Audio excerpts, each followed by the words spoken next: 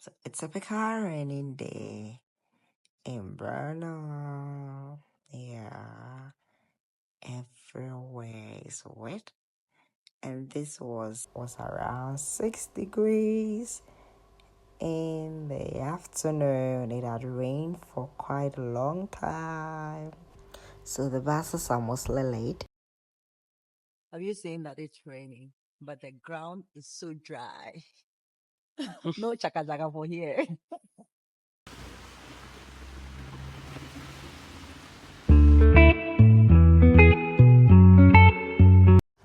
So on such days, just try to wear something that will keep you warm and then be safe out there. Always try and be ahead of time so that you don't miss your buses or your tram. Peace.